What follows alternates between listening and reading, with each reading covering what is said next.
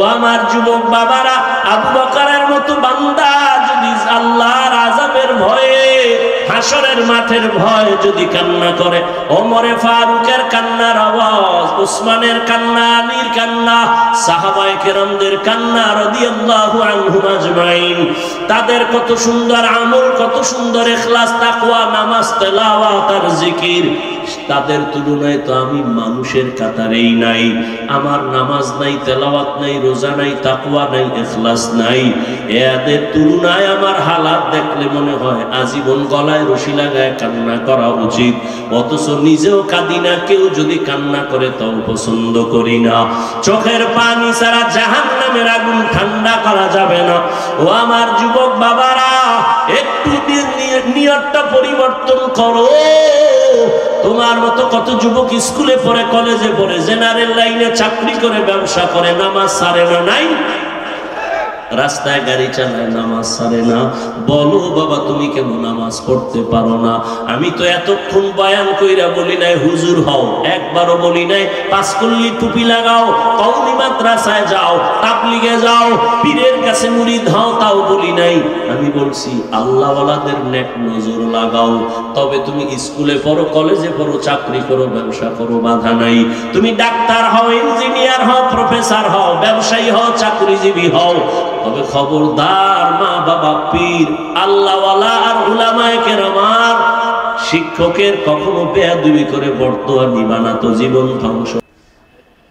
সুবহানাকা লা ইলমা লানা ইল্লা মা আল্লামতানা ইন্নাকা আনতাল আলিমুল হাকীম।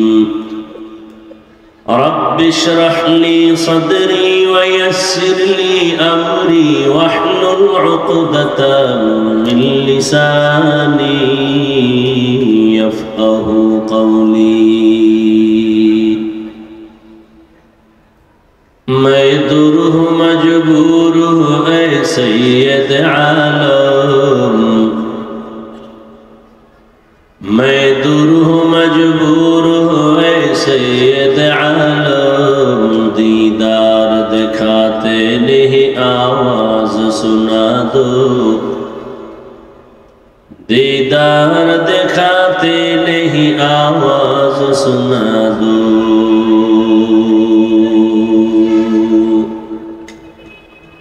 मैं सूरत यूसुफ का नहीं चाहने वाला, मैं सूरत यूसुफ को नहीं चाहने वाला। मैं कैस के मानंद नहीं, आशिक लैला। मैं कैस के मानंद नहीं, आशिक लैला।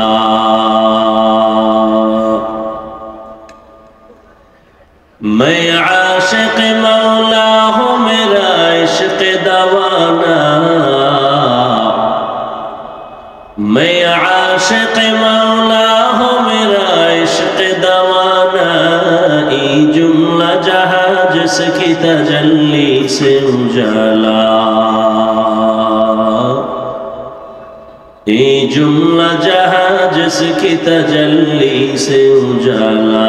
ला इलाहा इल्लल्लाह, ला इलाहा इल्लल्लाह, ला इलाहा इल्लल्लाह, ला इलाहा इल्लल्लाह, ला इलाहा इल्लल्लाह, ला इलाहा इल्लल्लाह, ला इलाहा इल्लल्लाह, ला इलाहा इल्लल्लाह, ला इलाहा इल्लल्लाह, ला इलाहा इल्लल्लाह, ला इलाहा इल्लल्लाह, ला इलाहा इल्लल्लाह।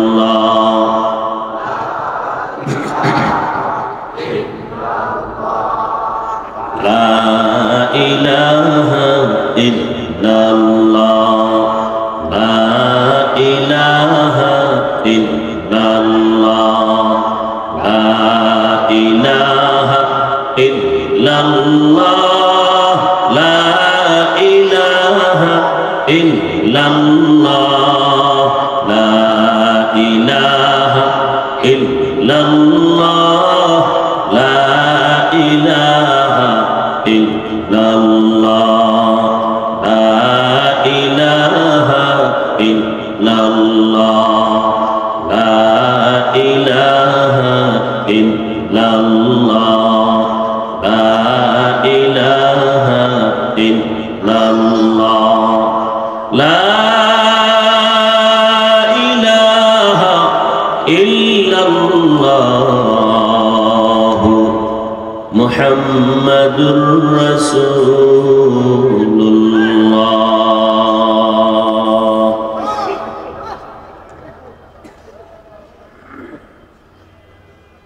3 দিন ব্যাপী ওয়াজ মাহফিল ও হালকায় জিকিরের আজ প্রথম দিন।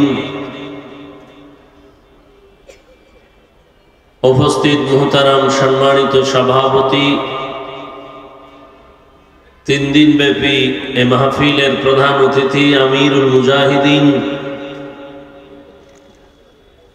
হাজারো লাখো কোটি মুসলমানের হৃদয়ের স্পন্দন, রুহানি আধ্যাত্মিক জগতের রাহবার হযরত পীর সাহেব হুজুর চরমনাই, মুফতি সৈয়দ মোহাম্মদ রেজাউল করিম দামাত বারাকাতুহুম,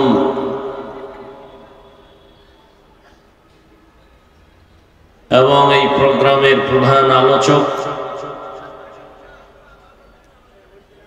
হযরতুল আল্লাম মুফতি সৈয়দ মোহাম্মদ ফয়জুল করিম দামাত বারাকাতুহুম শেখে চরমনাই, অন্যান্য হযরত উলামায়ে কেরাম,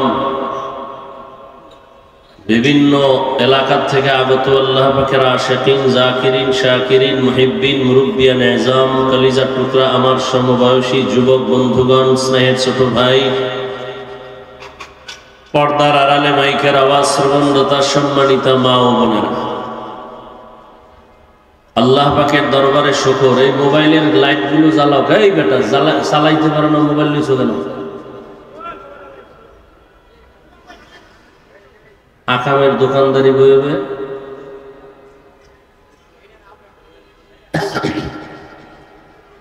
আল্লাহ পাকের দরবারে শুকর যে আল্লাহ আমাদেরকে সুস্থ রেখেছেন এবং পৃথিবীর শ্রেষ্ঠ মজলিস, উলামায়ে আহলে হকের মজলিস, গুনাহ মাফের মজলিস, তওবা কবুলের মজলিসে আমাদেরকে হাজির হওয়ার তৌফিক দান করেছেন। নিয়ামতের শুকর আদায়ার্থে সকলেই পড়ি আলহামদুলিল্লাহ। দরুদ ও সালাম সৈয়দুল মুরসালিন রাহমাতুল লিল আলামিন, শফিউল মুজনিবিন, খাতামুন নবিয়্যিন, সৈয়দুস সাকালাইন, ইমামুল মুরসালিন, শফিয়ে আযম, রাসূল আকরাম, রহমতে আলম, নবিয়ুল আরব আল আজম, হাবিবে কিবরিয়া, আশরাফুল আম্বিয়া, সৈয়দুল আম্বিয়া, শফিয়ে মাহশর, সাকি কৌসর, আকায়ে নামদার, মদিনা কা তাজদার, आफताब नबूवत फ़ख्र मौजूदात, सय्यदुल मखलूक़ात, हज़रत मुहम्मदुर रसूलुल्लाह। সবাই আবার পড়েন সাল্লাল্লাহু আলাইহি। নবীর উপরে দরুদ পড়লে লাভ না ক্ষতি? একবার পড়ছেন 10টা গুনাহ মাফ হয়ে গেছে, 10টা নেক আমল নামায় যোগ হয়েছে। আল্লাহর দরবারে আপনার মর্যাদা 10 গুণ বেড়ে গেছে। আল্লাহ বেশি বেশি দরুদের আমল করার তৌফিক দান করেন। হাঁটতে চলতে উঠতে বসতে সবসময় দরুদের আমল করবো ইনশাআল্লাহ। অনেক দামি, দুনিয়াতেও লাভ, আখেরাতেও লাভ।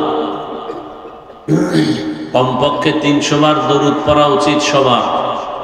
আল্লাহ আমাকে এবং আপনাদের সকলকেই আমল করার তৌফিক দান করেন। হযরত উলামায়ে কেরাম আলোচনা করেছেন, ইনশাআল্লাহ আগামীকাল পরশুদিনও আলোচনা চলবে। উলামায়ে কেরামের কথাগুলো সহি তরিকায় আমল করার তৌফিক দান করেন। উলামায়ে কেরামের ইজ্জতকে আল্লাহ বেশি বেশি বাড়ায় দেন। বিভিন্ন লেখার মাধ্যমে, বলার মাধ্যমে যারা উলামায়ে কেরামের বিরুদ্ধাচরণ করে, আল্লাহ এদের হেদায়েত দান করেন। আমি সংক্ষিপ্ত আলোচনার নিয়তে কোরআনে হাকিমের এক আয়াতে কারিমা, রাসূলের হাদিস থেকে একটি হাদিসের অংশ পড়েছি। ইখলাস ও রুহানিয়াতের সমন্বয়ে সহিহ নিয়তে সহিহ তরিকায় সহিহ কিছু কথা আমাকে বলার মতো, আপনাদেরকে শুনবার মতো আল্লাহ পাক তৌফিক দান করেন। ইয়া আইয়ুহাল্লাযীনা আমানুত্তাকুল্লাহ, আল্লাহ বলেন, হে মুমিন, তোমরা তাকওয়া অর্জন করো তথা আমি আল্লাহকে ভয় করো। ওয়াকুনু মা'আস সাদিকিন, এবং সত্যবাদী যারা এদের বন্ধু হয়ে থাকো। নবীজি বলেন, মান তাওয়াযা লিল্লাহ রাফা'আহুল্লাহ, যে ব্যক্তি আল্লাহর জন্যই নিজেকে বিনয়ী বানায়া ছোট মনে করে চলে, আল্লাহ তার মর্যাদা অনেক উঁচু করে দেন। দুনিয়াতে আল্লাহ মানুষ সৃষ্টি করার আগেই মানুষকে সৃষ্টির শ্রেষ্ঠ মর্যাদা দিয়েছেন। কিয়ামত পর্যন্ত, কিয়ামতের দিনই মানুষ থাকবে শ্রেষ্ঠ। মানুষের মতো সৃষ্টির শ্রেষ্ঠ মর্যাদার কোন প্রাণীকে আল্লাহ দেন নাই। 24টা ঘন্টার প্রতিটি মুহূর্ত ফেরেশতারা আল্লাহর গুণগান তসবিহ পড়ে। 1 সেকেন্ডের জন্য ফেরেশতারা আল্লাহর গুণগান থেকে গাফেল না। সেই ফেরেশতারা আল্লাহর কাছে এত শ্রেষ্ঠ না, আল্লাহর কাছে মানুষ যত শ্রেষ্ঠ, মানুষ যত দামি। আরো পিছনে না, আমার লাগবে না, সরাও।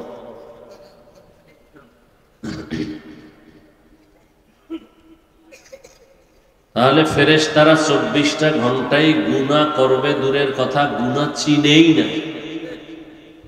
এরপরে এরা শ্রেষ্ঠ। এই কথা বলেন, ফেরেশতারা শ্রেষ্ঠ। কিসের সৃষ্টি ফেরেশতারা? নূরের। 24 ঘন্টা গুনাহ করে, কত ঘন্টা করে কোন গুনাহ? জোরে বলেন, কোন গুনাহ করেন, বরং প্রতিটি মুহূর্ত আল্লাহর গুণগান করে, প্রশংসা করে। এরপরেও ফেরেশতারা শ্রেষ্ঠ না। কারা শ্রেষ্ঠ? সে মানুষ কেমন? চাইলেই গুনাহ করতে পারবে, মনে চাইলেই দাড়ি কাটবে, মনে চাইলেই মসজিদ বাদ দিয়ে মন্দিরে যাবে, মন চাইলেই সে সুদ ঘুষ খাবে। এরপরেই মানুষকে আল্লাহ পাক সৃষ্টির মধ্যে শ্রেষ্ঠ মর্যাদা দিয়েছেন। তাহলে মানুষ তো জন্মগত বা সৃষ্টিগত ভাবেই শ্রেষ্ঠ।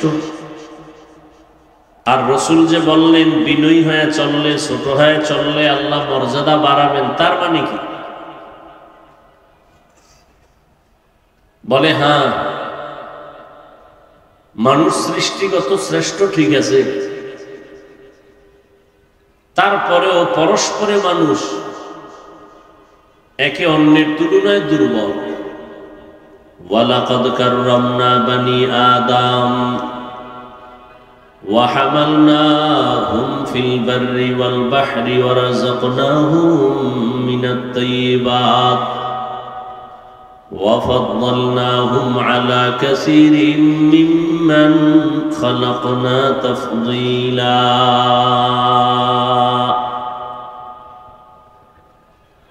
বনি আদম বড় দামি। আল্লাহ তাআলা বলেন, আমি তাদের জন্য জমিন ও পানির মধ্যে চলার মতো সুব্যবস্থা করেছি।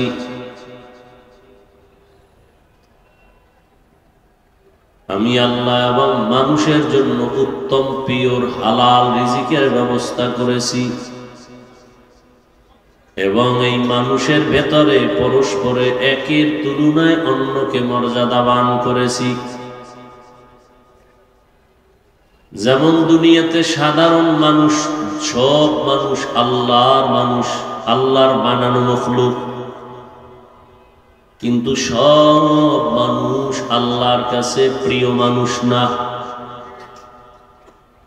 যেমন মসজিদগুলো সব আল্লাহর ঘর। কার ঘর? আল্লাহর ঘর। বাইতুল মুকাররম মসজিদ আল্লাহর ঘর। দুনিয়াতে যত মসজিদ সব আমার আল্লাহর ঘর, তবে বাইতুল্লাহর মতো একটাও দামি না। কি? বাইতুল্লাহ বড় দামি একটা ঘর।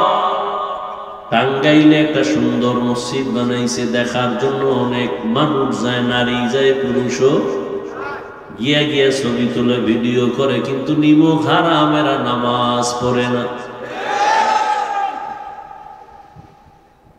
ওই মসজিদের দিকে সুন্দর পাথর দিয়া বানাইছে, গম্বুজ দিয়া বানাইলো, কেউ যদি সারাদিন তাকায় থাকে একটা সওয়াবও পাবে না।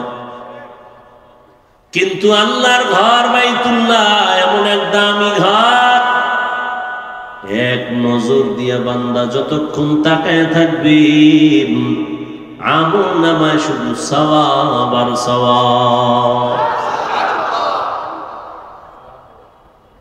কেউ যদি বাইতুল্লাহর সফরে যায়,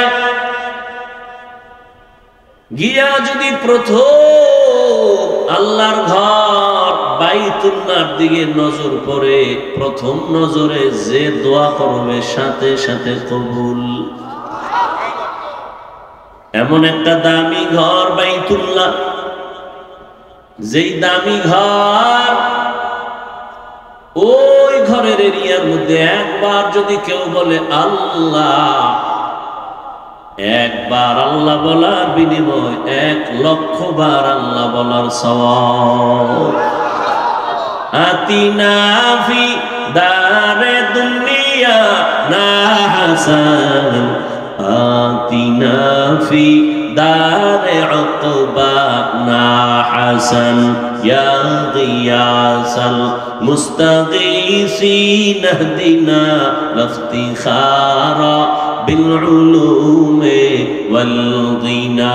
হর গড়ি দে মে কো তু তৈয়ার হ্যায়, जो न मांगे उससे तू बेजार है। সব মসজিদ কার ঘর? বাইতুল্লাহর মতো কয়টা? হ্যাঁ, আরো ভালো করে খেয়াল করেন, আপনাদের জমিনের মধ্যে বাজারে আশেপাশে কুকুর আসেনি? কার মাখলুক? সব কুকুরগুলো আমার আল্লাহর মাখলুক, তবে সব কুকুর দামি না। আসহাবে কাহাফের সাথে যেই কুকুরের সম্পর্ক আছে, ওই কুকুর এত দামি, জান্নাতে যাবে। আপনাদের এলাকায় গাভী আছে, গরু আছে, কার মাখলুক? সব গরু গাভী আল্লাহর মাখলুক, তবে সব দামি না।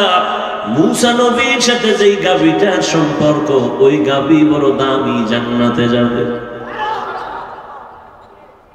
আপনাদের জমিনের মধ্যে আশেপাশে পিপিলিকার অভাব নাই, সব আল্লাহর বানানো মাখলুক, সব পিপিলিকা আল্লাহর কাছে দামি না।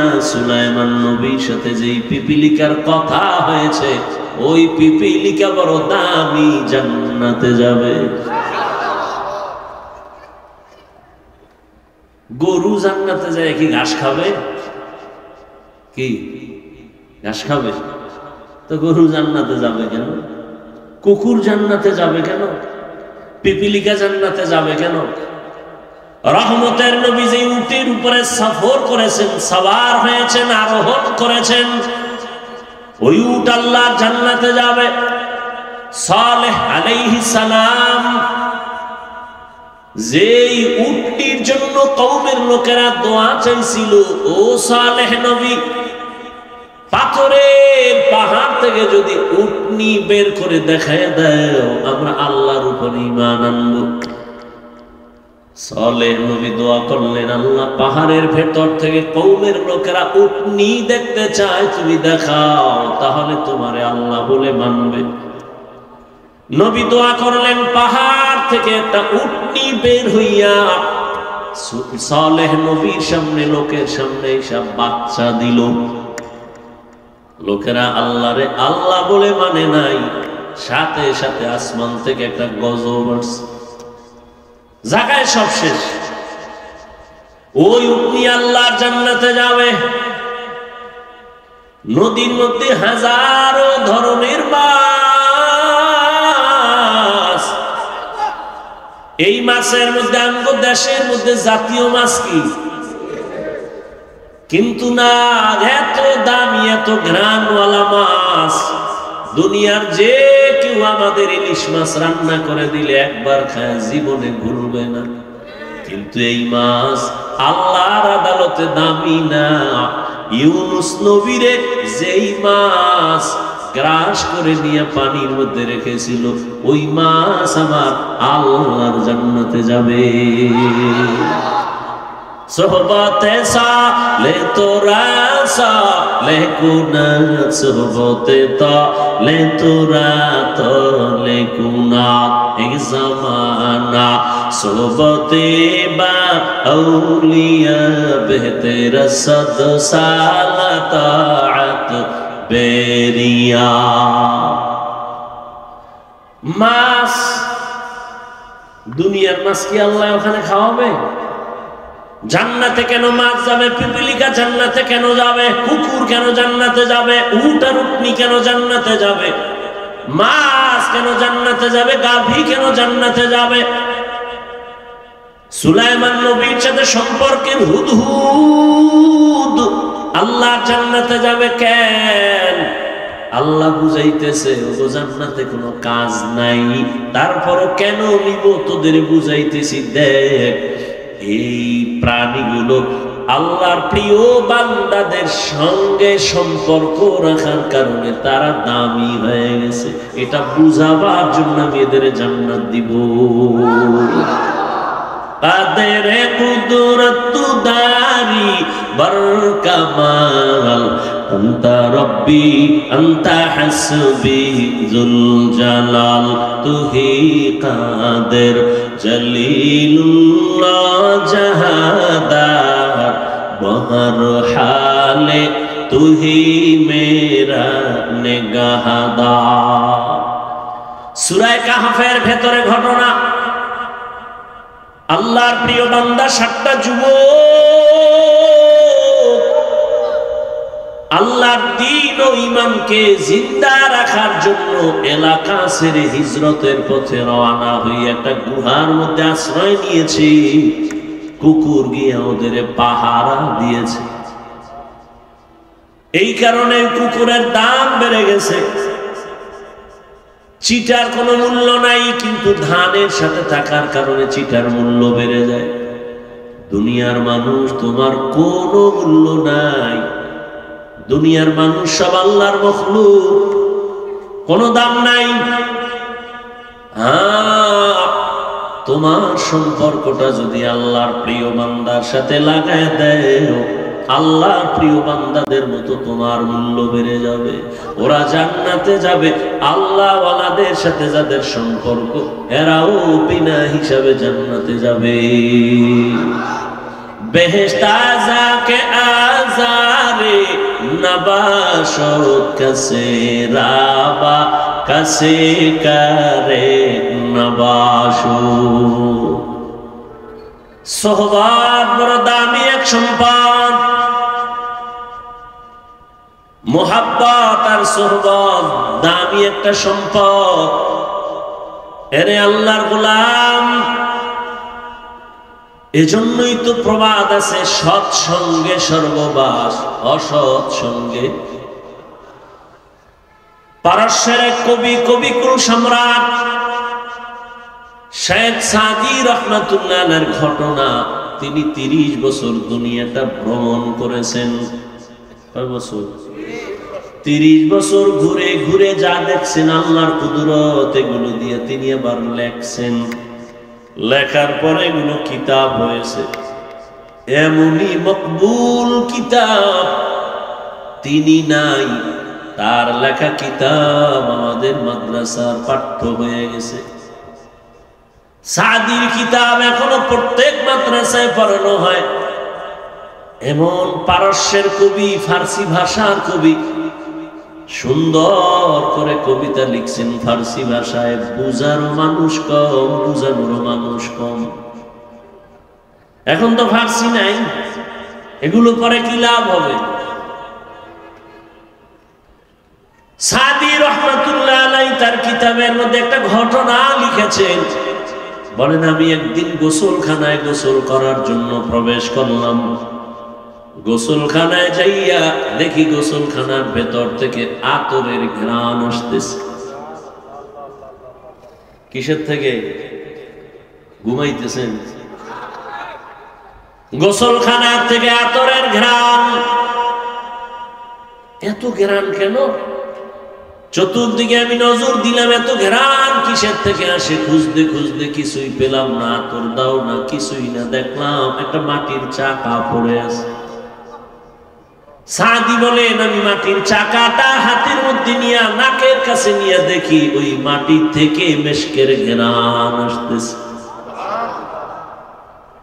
সাদি তার ভাষায়, কবিতার আকারে ফার্সি ভাষায় প্রশ্ন করলেন, গলে খুশবু ये दरहम बेरूज़े रसीद अज़ दस्त महबूबे बदस्तम बदू गुफ्तम के मिश्के या अबीरी के अज़बुए दिलाबीज़े तुमस्तम बगफ्ता मन गले ना चीज़ बूदम वलेकिन मुद्दते बागल नशुस्तम जमाले हम नशीदर मन असुर कोर अगर नामन हुमा खाकम के हंसता। একদাস নামের আধারে বসিয়া হেরিনো মাটির ঢেলা হাতে নিয়া শুকিয়া দেখিলাম রয়েছে সুবাস মেলা। কহিল তাহারে কস্তুরী তুমি, ও গো তুমি কি আতুর দা, তোমার গায়েতে সুবাসে ভরা, ও গো তুমি কি গুলিস্তা। মাটি জবান দিয়া আওয়াজ দিল, কহিল সব কিছু আমি নহি, আমি অতি নিচু মাটি, ফুলের সাথে থাকিয়া তাহার সুবাসে হইলাম খাঁটি।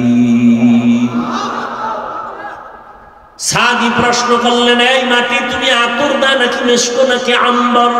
মাটি বলে কিছুই না, তো এত ঘ্রাণ কেন? মাটি বলে আমি একটা ফুলের গাছের গোড়ায় থাকার কারণে ঘ্রাণ আমার মধ্যে চলে আসে। সাদি এবার দুনিয়ার মানুষের বয়ান করে, মানুষেরা কাছে বসিয়া বললে যেমন শোনা যায় তেমনই শুনেছি। আউলিয়ারা কারে উকবা ইখতিয়ার, জাহেলারা কারে দুনিয়া ইখতিয়ার। মাইলে মোমেন সোয়ে মোমেন মিশাবত, মাইলে কাফের সোয়ে কাফের মিশাবত। এই জন্য আল্লাহ তাআলা বলেন, ইয়া আইয়ুহাল্লাযীনা আমানুত্তাকুল্লাহ ওয়া কুনু মা'আস সাদিকিন। ও দুনিয়ার মুমিন, তুমি আমি আল্লাহকে ভয় করো, তাকওয়া অর্জন করো, আর আমার প্রিয় গোলাম যারা আমার ওলি সাদিকিন সালেহিন এদের বন্ধু হইয়া থাকো। কেন? তোমার জীবনটাকে তুমি গড়ার জন্য আল্লাহওয়ালাদের সাথে বন্ধুত্ব বানাও, তাদের নেক নজর লাগাও। কতক্ষণ তোমার রংটা তাদের রঙে রঙিন হবে না, যতক্ষণ এর ঢাকা কলেজে গিয়া দেখ, জাহাঙ্গীরনগরে গিয়া দেখ, কলেজের ছেলে লেখাপড়া করে, মাথায় পাগড়ি লাগানো, বড় দাড়ি, বড় জামা, পেছন থেকে তাকাইলে মনে হয় যেন কোন মসজিদের খতিব। এই যুবক বাবা, কোন মসজিদে নামাজ পড়াও? যুবক পেছনে ফিরে বলে, আস্তাগফিরুল্লাহ, আমি তো আরবি ভালো করে পড়তে পারি না, আবার কোথায় নামাজ পড়াবো? বলে তাহলে তুমি কোথায় করো, কি করো? বলে আমি ঢাকা কলেজে পড়ি। তোমার এই হালাত কেন? মাথায় পাগড়ি কেন? তুমি কলেজে পড়ো, তোমার দাড়ি এত বড় কেন? তুমি ঢাকা কলেজে পড়ো, তোমার জামা এত বড় কেন? কয় আমার আল্লাহর ওলিদের নেক নজর লাগাইছি, আল্লাহওয়ালাদের নেক সোহবত লাগাইছি। আল্লাহওয়ালারা যখন নেক নজর দিয়ে তাকায়, আল্লাহর রহমতের বৃষ্টি তার উপরে বর্ষণ হয়। আমি কলেজে পড়িয়াও আমি এক বেলার নামাজও বাদ দেই না। সোহবতে সালে তোরা সালে কুনাত, সোহবতে তালে তোরা তালে কুনাত জামানা, সোহবতে বা আউলিয়া বেহতের সদ সালা তাআত বেরিয়া। আচ্ছা, আমাকে একটা সত্য কথা বলেন তো, আল্লাহকে সাক্ষী রেখে আমার যুবকদেরকে বলছি, শিক্ষিত বাবারা, এই যে প্যান্ডেলে বসছেন, দু চার কথা শোনার পরে আল্লাহকে সাক্ষী রেখে বলেন, আপনার দিলের মধ্যে কি একটু দাগ কাটছে, ধাক্কা লাগছে? মিথ্যা বললেন না, লাগছে? এই নগদ নগদ প্রমাণ। ওলামায়ে কেরামের সামনে বসলে যদি 1 ঘন্টার কারণে আপনার দিলের মধ্যে একটু ধাক্কা লেগে যায়, আমি তো আল্লাহর কসম করে বলি, যেই আল্লাহর বান্দা উলামায়ে আহলে হক আল্লাহওয়ালাদের সামনে 1 ঘন্টা না, বছরকে বছর, বছরকে বছর, বছরকে বছর আল্লাহওয়ালাদের সঙ্গে জীবন কাটাইবে, ওই আল্লাহওয়ালার নজরে আর বয়ানে ওর দিনের মধ্যে ধাক্কা লাগতে লাগতে লাগতে লাগতে এমন ভাবে ওর অন্তর থেকে দুনিয়া দূর হয়ে যাবে, ওই বান্দা তখন আমার আল্লাহর এমন আশিক হয়ে যাবে। ওই বান্দা হাঁটতে চলতে উঠতে বসতে সব সময় তালাশ করবে আমার মালিক। ওই বান্দা খানা খাওয়ার ভেতরেও তালাশ করবে খানা কার দেওয়া নেয়ামত। বান্দা চিন্তা করবে, আমি খানা খাইতেছি, কিন্তু এই খানা আমার কে খাওয়াচ্ছেন? ওই মালিকের তো এখনো পর্যন্ত চিনলাম না। দুনিয়ার বাড়ি গাড়ি টাকা পয়সা সব আমি পাইলাম, আমার বাড়ি আমার গাড়ি আমার টাকা আমার আমার আমার বলি, কিন্তু চিন্তা করিয়া দেখলাম মরার পরে যে কবর হবে সেই কবরও কিন্তু আমার না। যেই কবরে আমাকে রাখবে কবরও আমার না।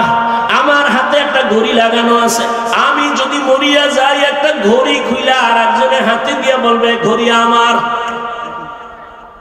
তা আমার যা বলতেছি আসলে আমিও তো আমার না। এরে দুনিয়ার আশিক, দুনিয়া নিয়ে ভাবতে ভাবতে ভাবতে ভাবতে তোমার ঘুমের মধ্যে দুনিয়া, নামাজে দাঁড়াইলো দুনিয়া। এজন্য শামসুল হক ফরিদপুরি রহমাতুল্লাহ আলাইহি বলে, দুনিয়াতে যত মানুষ দেখো সব পাগল পাগল পাগল, সব পাগল। কেউ টাকার পাগল, কেউ ক্ষমতার পাগল, কেউ নারীর পাগল, কেউ গাড়ির পাগল।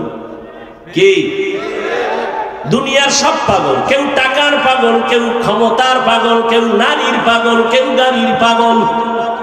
কথা বলেন না, সবাই কিন্তু পাগল।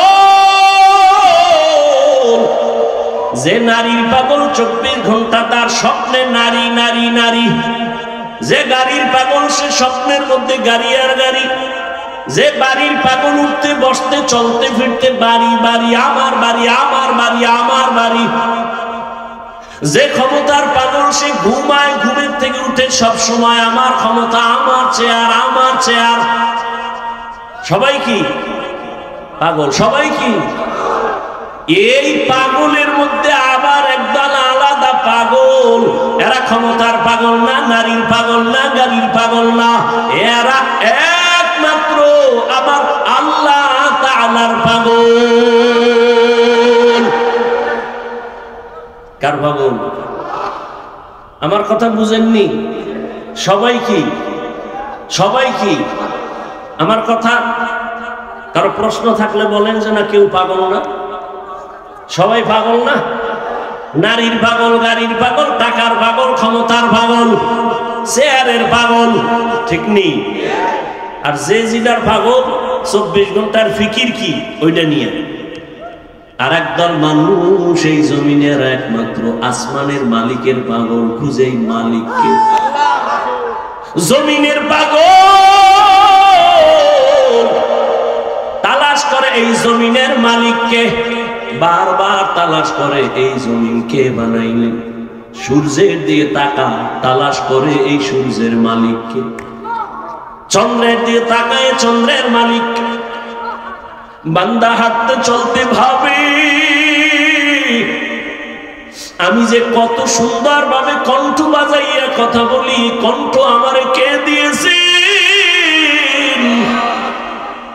আমি ঘুমাইয়া মরিয়া গেছি, ঘুমের মানুষ মরার মতো, কোন হুঁশ নাই। ঘরে চোর ঢুকছে, টের পাওয়া যায় না। মহিলার কানের অলংকার নিয়ে গেছে, চোরে টের পায় না, কেমন মরা।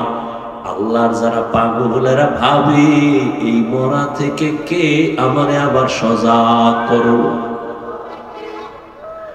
এই ভাবতে ভাবতে তার মধ্যে এমন একটা ফিকির চলে আসে, ওই বান্দা এখন ও আল্লাহর মোহাব্বত, আল্লাহর মোহাব্বত এমন ভাবে এসে যায়, ও ডানে বামে সামনে পেছনে এমন একটা অবস্থা তার তৈরি হয়। ওই বান্দা তখন শুধু আল্লাহ তালাশ করে, আল্লাহরে তালাশ করে কেমনে তার সাথে মোলাকাত হবে।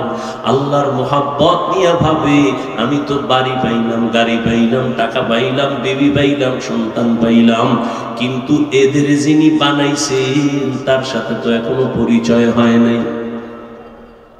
তার সাথে আমার পরিচয়ের দরকার। কোথায় পাবো? কয় যাদের সাথে পরিচয় আছে তাদের কাছে যাও, তারা হলো আল্লাহর বিশেষ বান্দা, সাদিকিন।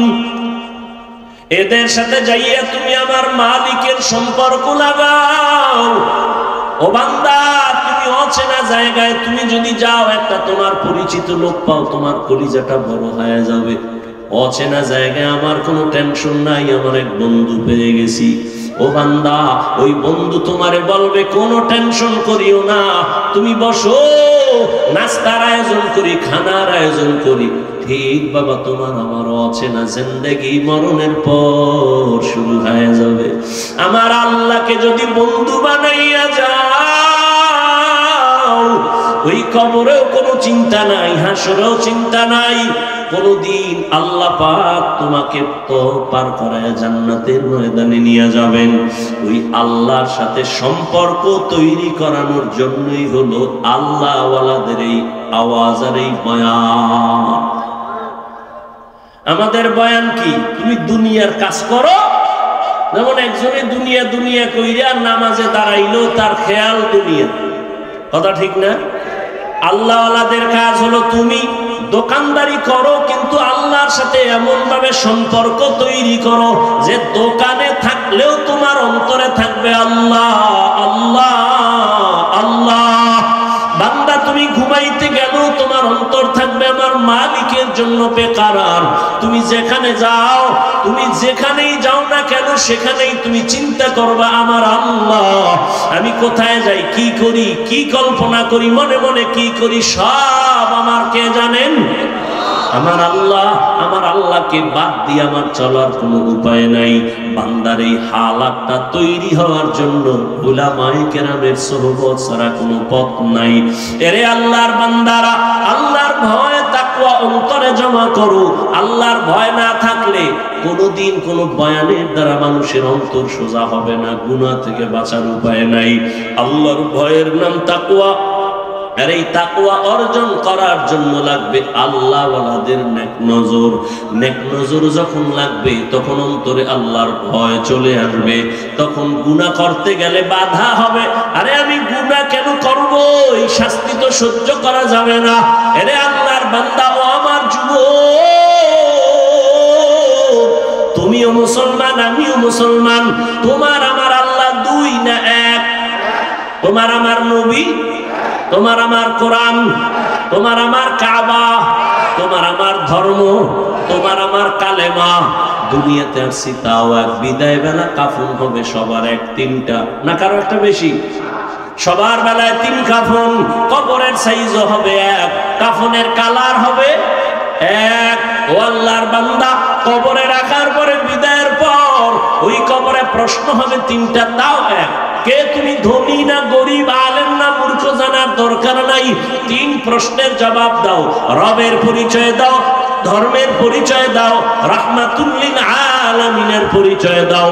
রহমতের নবী বলেন, যারা জবাব দিবে তাদের কবর হবে রওজাতুম মির রিয়াজিল জান্নাহ, আর যারা জবাব দিতে পারবে না তাদের কবর হবে হুফরাতুম মিন হুফারিন নার। এরে আল্লাহর বান্দা, কে পারবে কবরের প্রশ্নের জবাব দিতে? হুজুরেরা পারবে, কোনো গ্যারান্টি নাই। যদি হুজুর পারার গ্যারান্টি থাকতো, জান্নাতের সার্টিফিকেট পাইলেন 10 জন সাহাবা। এর মধ্যে প্রথম হলেন আবু বকর। আজীবন কান্না কান্না কান্না, আল্লাহর আদালতে কেমনে দাঁড়াইয়া জবাব দিব। ও আমার যুবক বাবারা, আবু বকরের মতো বান্দা যদি আল্লাহর আযাবের ভয়ে, হাসরের মাঠের ভয় যদি কান্না করে, ওমরে ফারুকের কান্নার আওয়াজ, উসমানের কান্না, আলীর কান্না, সাহাবায়ে কেরামদের কান্না রাদিয়াল্লাহু আনহুম আজমাইন, তাদের কত সুন্দর আমল, কত সুন্দর ইখলাস, তাকওয়া, নামাজ, তেলাওয়াত আর জিকির, তাদের তুলনায় তো আমি মানুষের কাতারেই নাই। আমার নামাজ নাই, তেলাওয়াত নাই, রোজা নাই, তাকওয়া নাই, ইখলাস নাই। এদের তুলনায় আমার হালাত দেখলে মনে হয় আজীবন গলায় রশি লাগায় কান্না করা উচিত। অথচ নিজেও কাঁদি না, কেউ যদি কান্না করে তাও পছন্দ করি না। চোখের পানি ছাড়া জাহান্নামের আগুন ঠান্ডা করা যাবে না। ও আমার যুবক বাবারা, একটু নিয়তটা পরিবর্তন করো। তোমার মতো কত যুবক স্কুলে পড়ে, কলেজে পড়ে, জেনারেল লাইনে চাকরি করে, ব্যবসা করে, নামাজ ছাড়ে না? নাই? রাস্তায় গাড়ি চালায়, নামাজ ছাড়ে না। বলো বাবা, তুমি কেন নামাজ পড়তে পারো না? আমি তো এতক্ষণ বয়ান কইরা বলি নাই হুজুর হও, একবারও বলি নাই 5 কল্লি টুপি লাগাও, কওমি মাদ্রাসায় যাও, তাবলিগে যাও, পীরের কাছে মুরিদ হও, তাও বলি নাই। আমি বলছি আল্লাহওয়ালাদের নেক নজর লাগাও। তবে তুমি স্কুলে পড়ো, কলেজে পড়ো, চাকরি করো, ব্যবসা করো, বাধা নাই। তুমি ডাক্তার হও, ইঞ্জিনিয়ার হও, প্রফেসর হও, ব্যবসায়ী হও, চাকরিজীবী হও, তবে খবরদার মা বাবা, পীর, আল্লাহওয়ালা আর উলামায়ে কেরামার, শিক্ষকের কখনো বেয়াদবি করে বর্তমান নিবা না, তো জীবন ধ্বংস হয়ে যাবে। এবার দেখো, তোমার মতো যুবক মা বাবার দোয়া নিয়া, শিক্ষকের দোয়া নিয়া, উলামায়ে কেরামের পরামর্শ নিয়া স্কুল কলেজে পড়ে রে, আবার পুলিশ বিডিআরের চাকরি করিয়াও নামাজ পড়ে আসেনি। ওরা যদি পারে, তুমি কেন পারো না রে বাবা? তোমার কপালে কার বদদোয়া লাগাইছো, কার অভিশাপ লাগাই না রে বাবা? তোমার মতো যুবক ওসি, ডিসি, এসপি নামাজি অভাব নাই। ডাক্তার, প্রফেসর, ইঞ্জিনিয়ার নামাজ পড়ে, কৃষি কাজ করে, নদীর মধ্যে মাছ ধরে, নামাজ পড়ে। তোমার কপাল কেন এত খারাপ? এত বারবার আলেম ওলামারা পায়ে ধরে ধরে বয়ান করে নামাজের, এরপর কেন পড়ো না? তোমার মতোই তো যুবক জীবনে মাদ্রাসায় পড়ে নাই, এরপরও জেনারেল লাইনে থাইকা নামাজ ছাড়ে না, দাড়ি কাটে না। বলো তুমি কেন পারো না? তোমার কপাল বড় মন্দ। এখনো সময় আছে, তওবা করে নাও, আল্লাহর কাছে ক্ষমা চাও মনে মনে। জীবনে গুনাহ তো কম করো নাই। মনে চাইছে দাড়ি কাটবা, কেটে ফেলছো। মনে চাইছে নামাজ পড়বা না, পড়ো নাই। মনে চাইছে তোমার পার্কে যাবা, দৌড়ায় এনেছো। মনে চাইছে তুমি সারা রাত মোবাইলে গুনাহ দেখবা, দেখছো। এখনো কি তওবা করবা না? এখনো কি ফিরবা না? আর কতদিন তোমার গুনাহ করা লাগবে? আর কত দাড়ি কাটার পরে তোমার আশা পূরণ হবে, তারপরে তওবা করবা? আর কতবার নামাজ বাদ দিলে তোমার মনের আশা পূরণ হবে, তারপরে তওবা করবা? আর কত আলেম ওলামার বিরোধিতা করলে তোমার মনের আশা পূরণ হবে, তারপরে তওবা করবা? আর কত মোবাইলে সারা রাত গুনাহ দেখলে তোমার আশা পূরণ হবে, তারপরে তওবা করবা। আর কতবার দাড়ি কাটলে তোমার মনের আশা পূরণ হবে, তারপরে তওবা করবা। তবে এটাও তুমি ভাবিও তোমার হায়াতের বাকি কত। মহামারী করোনায় যুবকের লাশ, ছাত্র জনতার আন্দোলনে যুবকের লাশ, পানির নিচে গাড়ির নিচে ঘুমের বিছানায় যুবকের লাশ। ও আল্লাহর বান্দারা, এখনো তওবা করো, না হয় বলো আমাদের কথা কেন তোমরা মানবা না? আমরা তো আল্লাহর কোরআন নবীর আওয়াজ আর হাদিস দিয়া বয়ান করি। যদি বলো না আমরা ভুলে আছি, তোমরা সঠিক লাইনে আসো, বলো তাহলে দলিল দাও, আমি নামাজ রোজা বাদ দিয়ে দাড়ি কেটে ফেলি, তোমার মতো প্যান্ট শার্ট টাই লাগায় রাস্তায় নেমে যাই। আর যদি বলো না হাফিজ ভাই আপনারা ওলামায়ে কেরাম লাইনে আছেন, আমরা শয়তানের ধোকায় পড়ে গুনাহ করে আমরা লাইন ছাড়া হয়ে গেছি, আমি তোমাকে একটা গালিও দিব না, আমি বিনয়ের সাথে বলবো যুবক বাবা অনুরোধ করি, যদি তোমার অন্তর বলে ওলামায়ে কেরাম সঠিক লাইনে আছে, তুমি শয়তানের ধোকায় গুনাহ করে ভুলের পথে আছো, তাহলে আমি বলবো যুবক বাবা পা দুটো আগাইয়া দাও, আমি নিচে নেমে তোমার পায়ে হাত রেখে বলবো আর দাড়ি কাটিয়া নবীরে কষ্ট দিও না, আর নামাজ ছাড়ি আমার আল্লাহকে বেজার করিও না। পায়ে হাত রেখে বলি এখনো তওবা করো। আর কত দাড়ি কাটবা, কত নামাজ ছাড়বা, কত গুনাহ করবা? অন্তরে বুঝাও যে তোমার মতো যুবক জেনারেল লাইনে থাকিও যদি নামাজ পড়ে, চাকরি করে, পর্দা করে, দাড়িওয়ালা হয়, তুমি কেন পারবা না? মনে মনে আমার মালিকের কাছে তওবার নিয়তে ডাকো, হে মালিক এই ময়দানে মনে হয় আমার মতো গুনাহগার কেউ নাই, ও গুনার কারণে আমার হাত না পাক, আমার চোখ না পাক, আমার জিহ্বা না পাক, আমার অন্তর না পাক। গুনাহ নিয়ে কবরে যেতে চাই না, কারণ ওই গুনাহগার কবরে গুনাহ নিয়ে গেলে জাহান্নামের আগুন।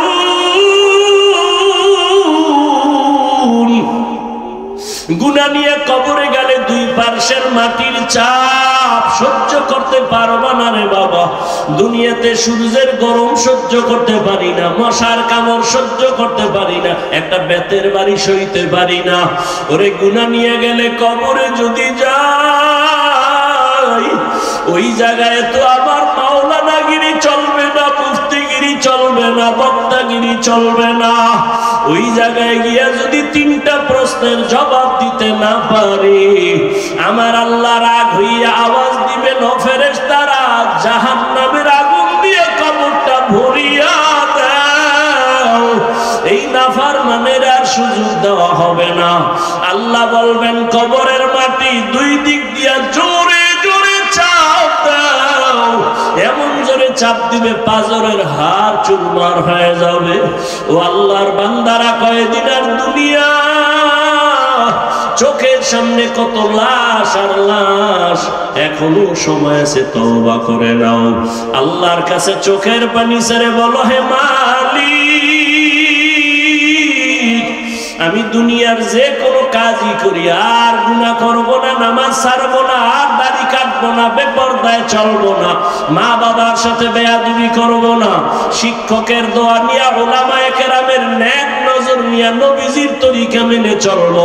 তওবা করার মতো যদি অন্তর তৈরি হয়, ও পর্দার আড়ালের মা বোনেরা, আপনার মতো কত মা এখনো আছে পর্দা করে, নামাজ পড়ে, মোবাইলে সময় নষ্ট করে না, সন্তানগুলো আদর্শওয়ালা বানানোর চেষ্টা করে। ও আম্মা জানেরা, আপনারা কেন পারবেন না?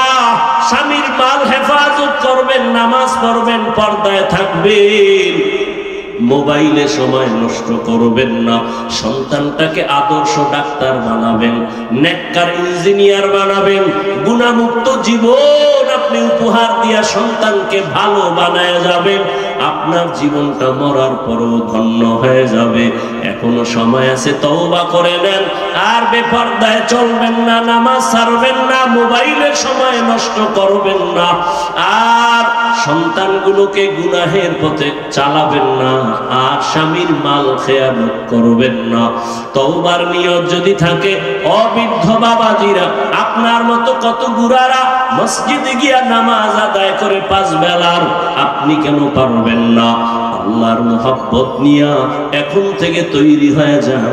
আল্লাহর প্রিয় বান্দা, আল্লাহ ওয়ালা যারা, যাদের বয়ানে, যাদের সোহবতে গেলে আমলের জন্য দিল তৈরি হবে, চোখে পানি আসবে, এমন আল্লাহ ওয়ালাদের বয়ান আর সোহবত নিয়া এখন থেকেই তৈরি হয়ে যান। আল্লাহকে বলতে থাকেন, আল্লাহ মনে হয় যেন গুনার কারণে আমার মতো খারাপ আর কেউ নাই, আমি মনে হয় জাহান্নামী না। আল্লাহ শয়তানের ধোকায় গুনাহ করেছি, আর যাব না জাহান্নামে।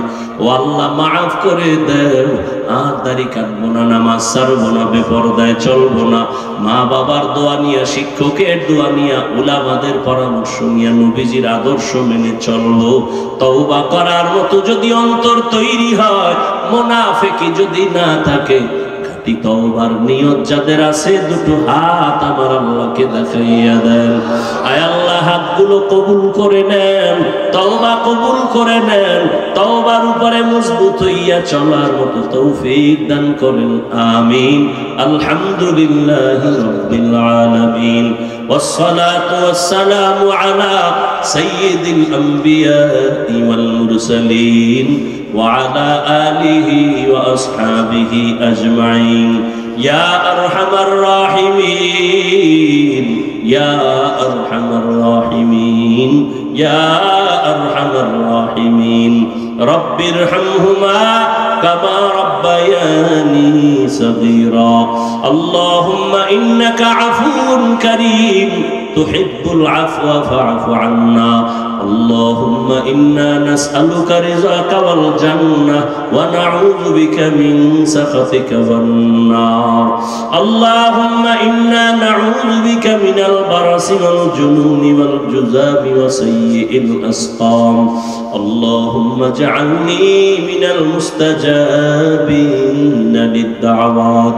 اللهم اكفيناهم بما شئت اللهم إنا نجعلك في نحورهم ونعوذ بك من شرورهم إنا كفيناك المستهزئين اللهم إني أعوذ بك من كل عمل يخزيني اللهم إنا نسألك رضاك والجنة اللهم اجعلني في عيني صغيرا وفي أعين الناس كبيرا وداير মালিক গুনাহের বোঝা নিয়ে আপনার দরওয়াজায় হাজির কত উলামায়ে কেরাম মুরব্বি হাজী সাহেব ব্যবসায়ী চাকরিজীবী আমার কলিজার যুবক ছাত্র ভাই পর্দার আড়ালের মা বোনেরা আল্লাহ আমরা সবাই গুনাহগার জাহান্নামের আসামি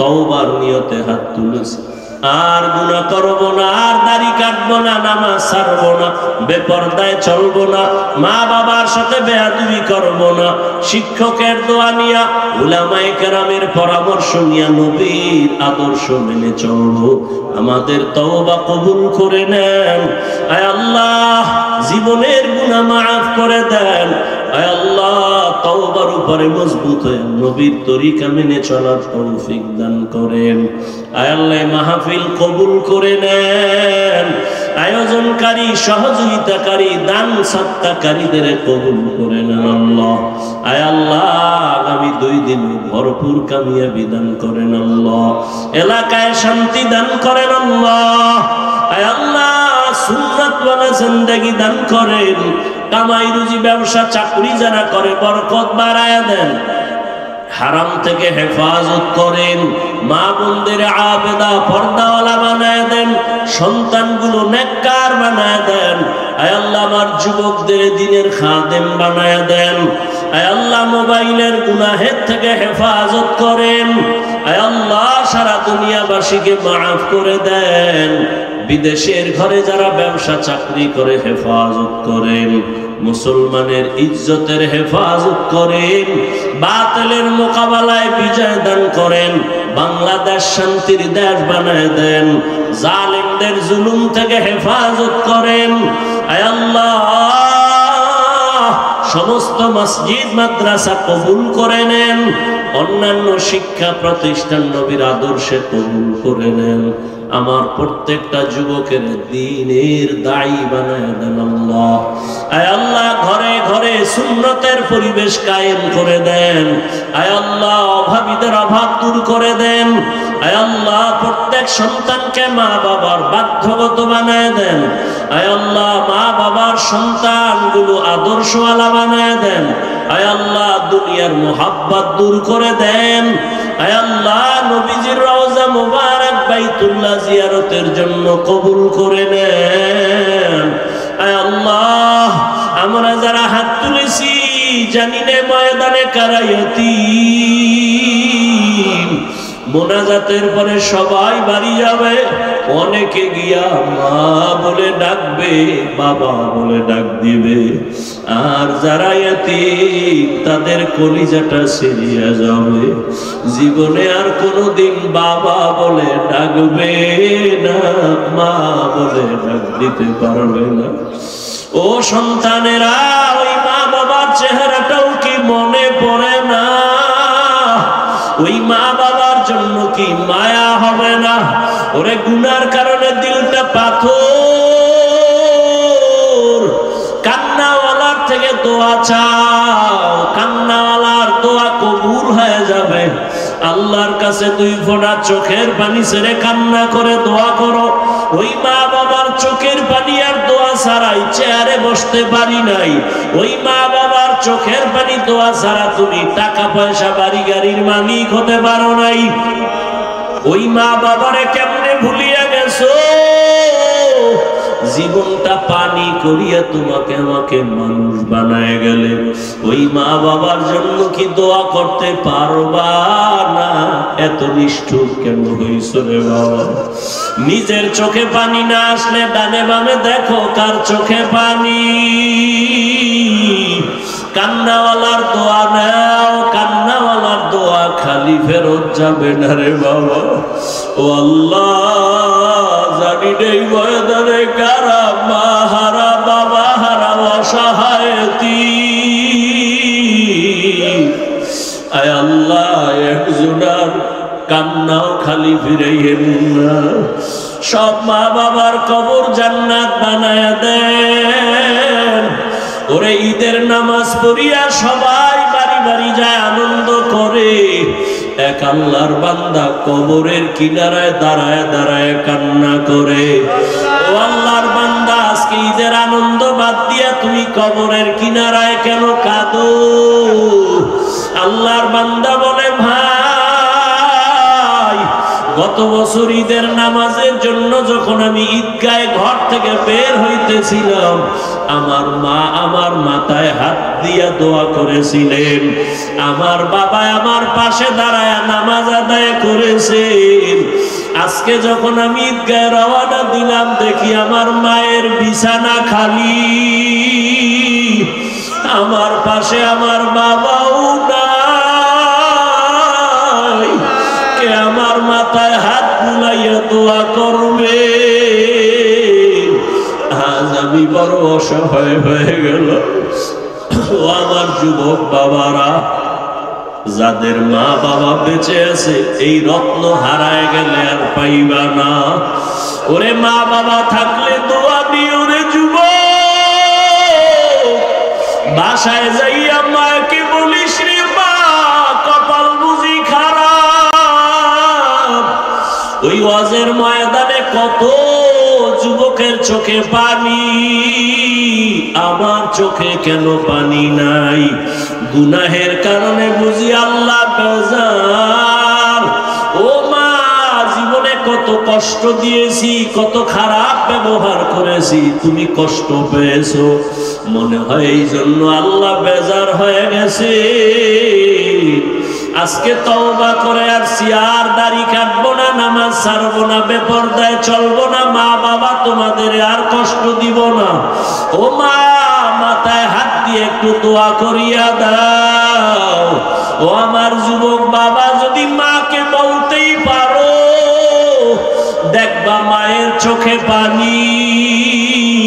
মা ডাক দিয়া বলবে, সন্তান আয় আয় আয়। মাথায় হাতটা দিয়া আল্লাহকে ডাকবে আর বলবে, আরশে আজিমের মালিক, আমার কলিজার বাবারে কবুল করে নাও। ওই মা বাবার দোয়া ছাড়া কোনোদিন সফলতা আসবে না। ওই মা বাবার সাথে যারা বেয়াদবি করছো,